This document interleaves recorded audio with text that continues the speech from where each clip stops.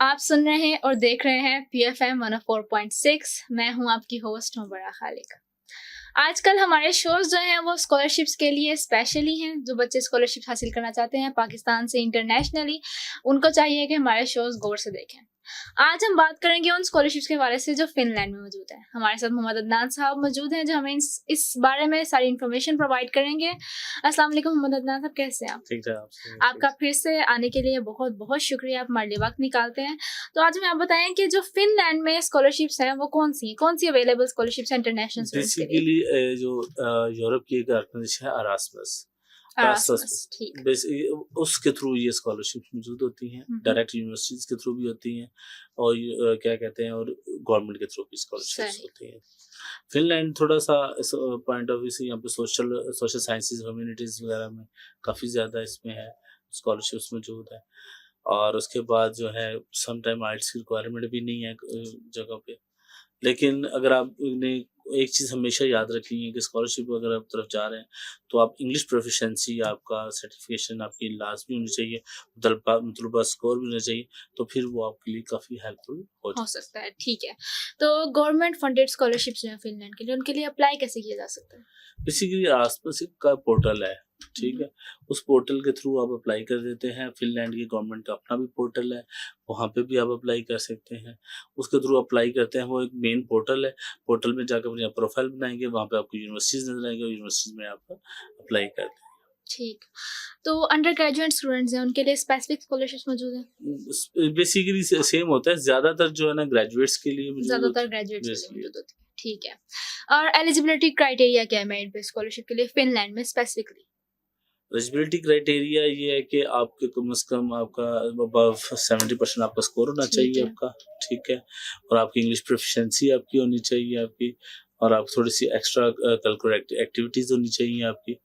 तो ये आपको काफ़ी सपोर्ट करती है स्कॉलरशिप इन ठीक है। करने। बाकी कंट्रीज के तरह फिनलैंड में भी क्या डॉक्टरल प्रोग्राम्स जो हैं और मास्टर्स जो है उसके लिए स्पेशल स्कॉलरशिप्स मौजूद होती हैं? ज़्यादा स्कॉलरशिप्स इन्हीं के लिए मौजूद होती हैं? जी, नहीं के लिए ज़्यादा मौजूद होती है। ठीक है।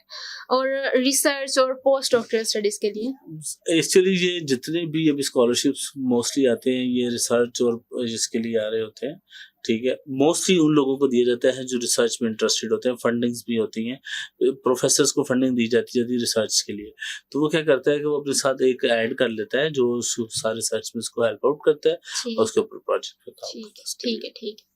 अच्छा, इंजीनियरिंग और आर्ट और सोशल साइंसेज जैसी फील्ड्स के लिए स्कॉलरशिप्स जी, फिनलैंड में स्कॉलरशिप है मौजूद है? फिनलैंड में, सोशल साइंसेज वगैरह इसमें जो है ना स्कॉलरशिप मौजूद है।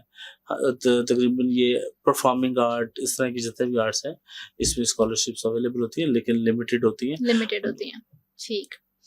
अच्छा, जो अंडर डेवलपिंग कंट्रीज हैं वहाँ से जो स्टूडेंट्स जाके वहाँ पे पढ़ना चाहते हैं तो उनके लिए स्पेशल स्कॉलरशिप्स वहाँ पे अवेलेबल हैं एक्चुअली फिनलैंड में? जितने भी स्कॉलरशिप्स होते हैं ना वो सारे डेवलपिंग कंट्रीज के लिए होते हैं।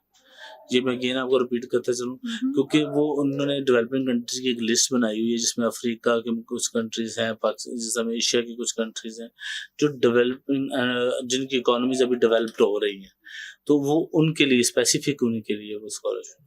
ठीक।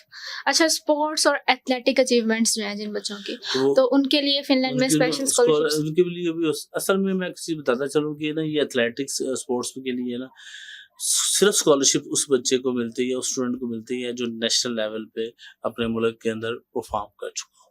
अच्छा, थोड़ा सा हटके मैं ये पूछना चाहूंगी कि जो फिनिश स्टूडेंट्स हैं उनके लिए अदर कंट्रीज में स्कॉलरशिप मौजूद होती हैं? कि फिनिश में फिनिश स्टूडेंट्स जो हैं, फिनिश यूनिवर्सिटीज के स्टूडेंट्स जो हैं, जी वो अगर अब्रॉड जाके पढ़ना चाहें तो उनके लिए स्कॉलरशिप्स मौजूद हैं? मौजूद होती है। ठीक है, उनके लिए स्पेशल स्कॉलरशिप मौजूद होती हैं जो पाकिस्तानी नहीं फिनिश स्टूडेंट्स हैं? नहीं, नहीं। अच्छा। जो डिसेबिलिटीज हैं, स्टूडेंट्स विद हाँ, डिसेबिलिटीज यानी डिसेबिलिटीज माइनॉरिटीज, इनके लिए डिसेबिलिटी के लिए भी होते हैं।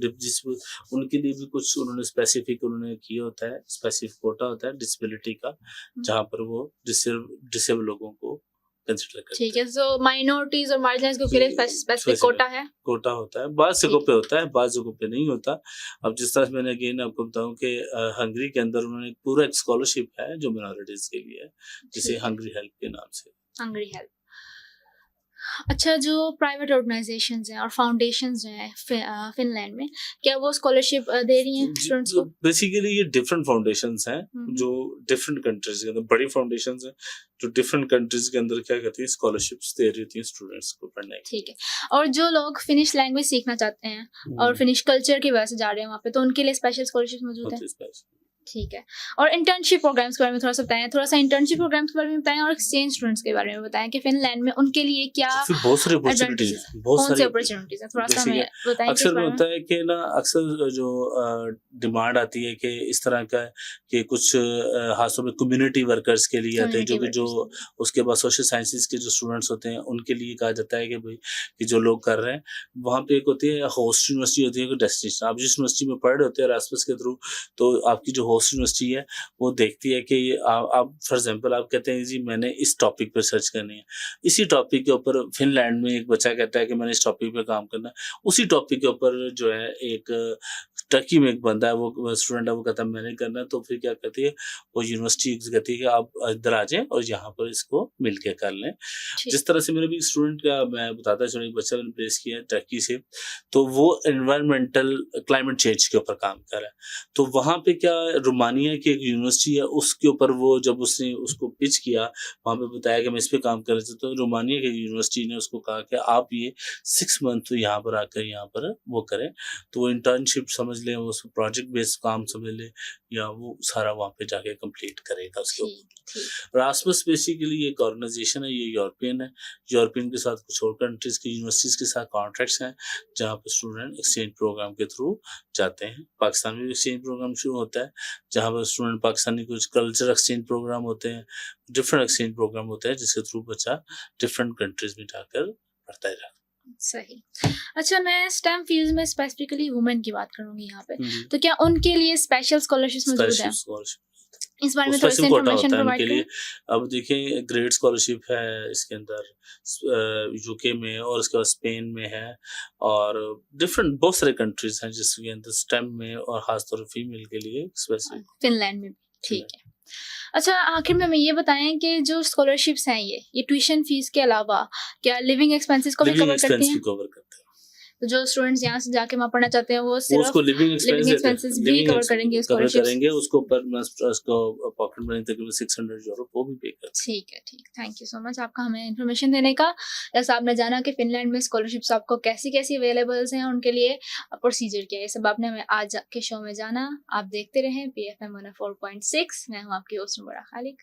मेरी तरफ से खुदा हाफिज।